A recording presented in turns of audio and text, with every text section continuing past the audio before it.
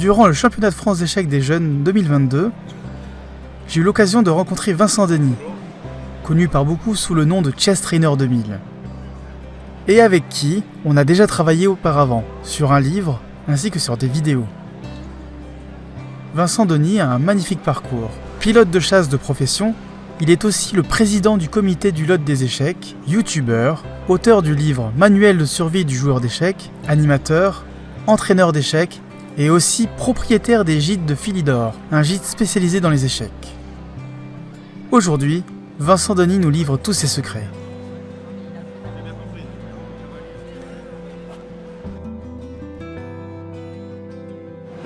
Bonjour, je m'appelle Vincent Denis. Je suis assez connu pour le blog Chess Trainer 2000. Voilà, je suis entraîneur de club à Cahors Échecs depuis 2015. Je joue depuis mes 6 ans, mais bon, j'ai eu une grosse carrière autre que les échecs et je m'y mets maintenant un peu plus sérieusement depuis 3-4 ans. Et voilà, donc ici je suis aussi président du comité du lot et ici je suis en tant qu'entraîneur pour les enfants du lot. Voilà, et on a deux qualifiés du lot chez Poussin et Petit Poussin. Comment as-tu découvert les échecs ? C'est mon frère il avait fabriqué un échiquier en colonie de vacances. Il m'a appris les règles du jeu, on a joué ensemble, c'est comme ça que j'ai appris, je devais avoir 5 ans et demi.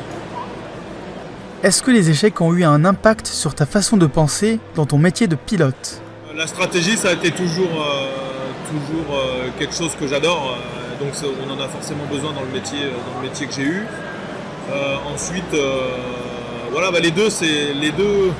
les deux vont l'un vers l'autre. J'ai toujours aimé former dans le métier de pilote, les autres pilotes, les jeunes pilotes, etc. Et là, je le retrouve avec les jeunes joueurs, etc.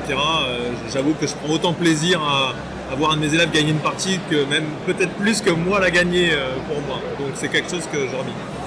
Et ensuite, oui, la stratégie, c'est vrai que les échecs, ça permet quand même l'analyse, etc. Et c'est quand même commun au métier que j'ai eu. Quand est-ce que tu as décidé d'enseigner le jeu ? Dès le départ, en fait. Dès le départ, j'ai appris à 5 ans et demi, après j'ai joué un petit peu comme ci, comme ça, il n'y avait pas de club, il n'y avait pas d'internet comme maintenant pour pouvoir jouer régulièrement. Donc j'ai plutôt joué avec les ordinateurs de l'époque, les petits jeux électroniques, etc. Et je m'y suis mis vers les 20 ans et rapidement j'ai tout de suite aimé le jeu et tout de suite aimé transmettre. Donc ça je l'ai fait assez rapidement et tout au long même de ma carrière de pilote.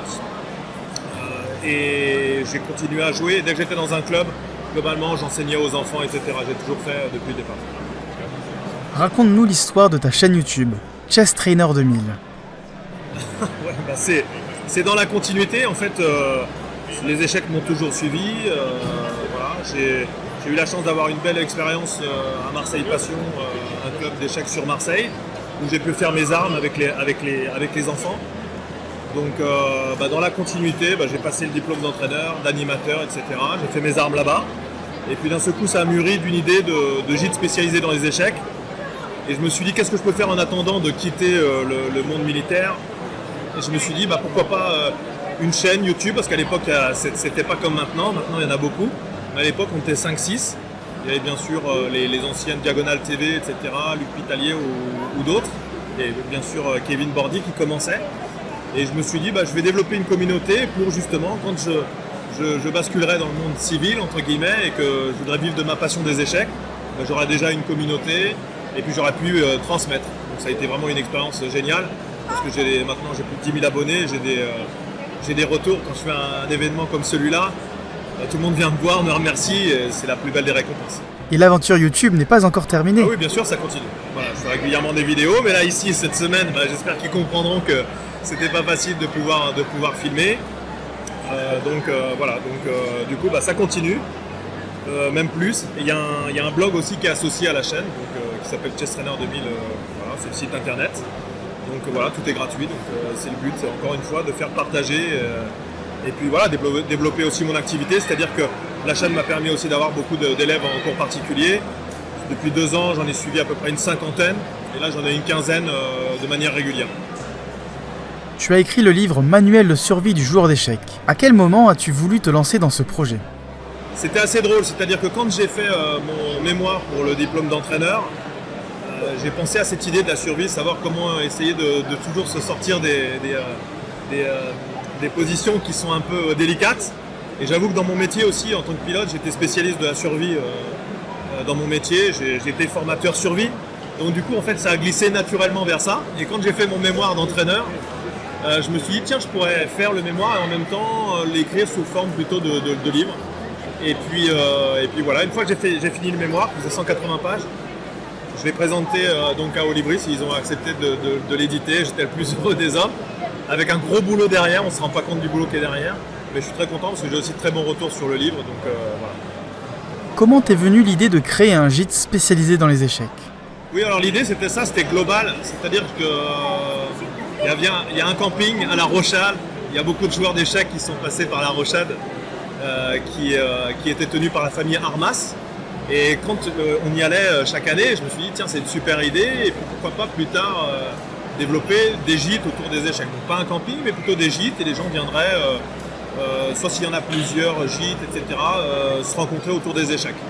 Et puis finalement, c'est comme tous les projets, on les imagine, et puis c'est le projet ensuite qui nous façonne, parce qu'on est obligé de s'adapter. Et finalement, donc maintenant il y a des gîtes spécialisés dans les échecs qui sont au sud de Cahors, et ça me permet de recevoir des stagiaires. J'organise des stages réguliers, j'en suis à une vingtaine depuis le début à l'ouverture, c'était à l'été 2019. Si on est intéressé, les infos sont sur le site internet ? Exactement, ils vont sur le site internet ou ils me contactent directement via la chaîne YouTube. Voilà. Après la création des gîtes de Philidor et du club Le Cube, tu es maintenant le président du comité départemental d'échecs du Lot. Raconte-nous cette aventure. Non, c'est toujours dans la continuité, c'est toujours le but de faire partager, de faire découvrir au plus grand nombre. Donc quand on a cherché pour savoir où on allait s'installer pour les gîtes, je voulais un coin sympa, touristique, au calme, parce qu'après la vie que j'ai eue, j'aspire au calme, et puis pour jouer aux échecs c'est sympa aussi. Et aussi le challenge, d'essayer, je vois beaucoup qui se gargarisent de réussir dans des grandes villes de plus d'1 million d'habitants, mais je pense que je réussirais aussi. Donc le challenge était beaucoup plus sympa pour moi, d'aller dans une zone où il y avait peu de joueurs, et essayer de développer le jeu d'échecs. Donc à travers forcément l'ouverture du club dans la ville dans laquelle je suis, et puis ensuite c'est une opportunité, le président du comité du Lot, après 35 ans de bons et loyaux services, avait décidé de passer la main. Et voilà, ça s'est présenté, m'a proposé. C'était un peu tôt pour moi. Je pensais prendre un petit peu plus de temps, et puis finalement ça s'est fait assez naturellement. J'ai une superbe équipe, donc on a commencé à développer. Et puis là, on a une augmentation des licenciés de plus de 50%, enfin 40% par rapport à avant. Donc c'est une belle aventure, et toujours pareil. Je suis là ici en tant qu'entraîneur sur le championnat de France pour le Lot.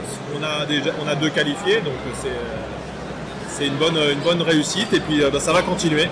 On va essayer de faire du mieux qu'on peut en tous les cas. Parle-nous de Le Cube, le club d'échecs que tu as fondé. Exactement, Le Cube, l'échiquier du Quercy blanc. Donc c'est les initiales. Donc j'ai un super logo avec un beau petit cube. Et donc l'échiquier du Quercy blanc. L'idée c'était, comme dans les zones rurales, c'est difficile de faire juste une ville. Donc j'ai plutôt donné le nom d'une région, et ensuite j'interviens sur une région qui est extrêmement large, dans le Quercy blanc. Et là, la réussite que j'ai, je suis content. Sur un village de 500 habitants, j'ai 20 licenciés jeunes sur un petit village qui s'appelle Mondoumer, qui est dans le Quercy blanc. On va essayer de faire la même chose sur les différents villages. Et ce qui est sympa, c'est qu'il y a les parents qui viennent me dire on est du Lot, c'est difficile, le territoire est très grand. Quand on était jeune, parfois on s'embêtait un petit peu. Et du coup, ils me remercient de développer une activité. Bon, après, il n'y a pas que les échecs, bien sûr. Mais en tous les cas, ils sont très contents de voir qu'il y a des choses qui sont organisées dans leur département de cœur. Quels sont tes projets pour l'avenir ? J'ai un projet à la seconde. Donc, voilà. Continuer le développement du Lot.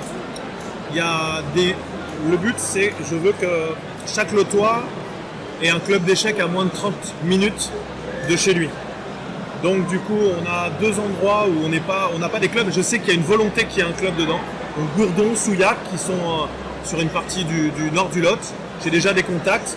Donc l'idée, c'est de développer, d'essayer d'avoir plus de clubs et d'essayer d'atteindre les 400, 500 licenciés à la fin du mandat, comme on dit, d'ici 2-3 ans. Mais je pense que c'est en bonne voie parce qu'on forme quand même plus de 600 écoliers et collégiens sur le département. Là, le championnat scolaire, je crois que c'est une vraie réussite, même en France, parce que ça a été un peu maussade cette année, mais nous, on a fait plus de 180 joueurs. Donc voilà, je pense que les gens sont intéressés pour les échecs. Je pense que c'est un vrai beau moment pour les échecs. Il faut, comme on dit, battre le verre pendant qu'il est chaud. Et voilà, donc mon projet, c'est déjà ça, et puis de pérenniser les stages dans le contexte échiquier français, que les gens soient contents de venir au Gilles de Philidor, parce que c'est comme ça qu'il s'appelle. Quels sont tes plus beaux souvenirs d'échecs? Les plus beaux souvenirs, voilà. J'ai fait une simultanée contre Joël Lotti il y a très longtemps, j'avais un pion de plus. Alors peut-être que j'étais déjà perdant, je ne le savais pas, mais non. Après l'analyse, j'étais légèrement mieux que lui. Donc ça c'était... Bon après j'ai perdu, mais c'était quand même un beau souvenir. Et puis voilà, les championnats de France scolaires, c'est toujours... voilà, on a fait Gonfreville qui était au Havre, on venait de Marseille, on a traversé toute la France pour faire ces championnats. Donc non, c'est... Les plus belles, c'est quand de voir le travail qu'on fait et que les enfants soient contents de gagner une partie ou même de venir faire les événements. Et sinon, l'écriture de mon livre aussi, c'était quelque chose qui me tenait à cœur depuis très longtemps et ça, c'est un aboutissement. Même si, j'espère en écrire d'autres. Mais quand on voit le temps que ça prend, avec toutes les activités, c'est pas facile. Une dernière chose à partager avec nous? Non, je suis très content du travail que je fais avec tous mes différents partenaires. Je fais des vidéos pour Libris aussi, de reviews, de livres. J'adore les livres, je suis collectionneur, j'en ai je sais pas combien. Ça prend trop de place chez moi. Mais c'est vrai que du coup, c'est faire partager ça aussi, la découverte des livres, la découverte de tout ce qui tourne autour des échecs. C'est quelque chose que j'adore et j'espère que ça va continuer. Merci beaucoup Vincent pour cette interview. Avec plaisir. Bonne continuation et à bientôt. Merci beaucoup. À bientôt. J'espère que cette interview vous a plu. En description de cette vidéo, vous trouverez plein de liens utiles en rapport avec Vincent Denis et Chess Trainer 2000. Si le club L'Échiquier du Quercy Blanc et les Gilles de Philidor vous intéressent, n'hésitez surtout pas à aller voir en description. Merci de mettre un j'aime à la vidéo, et si vous voulez continuer à nous suivre pour d'autres vidéos d'échecs, abonnez-vous à notre chaîne YouTube. Pour plus d'infos sur Olibris, visitez notre site et retrouvez-nous sur les réseaux sociaux. A bientôt pour de nouvelles vidéos d'échecs.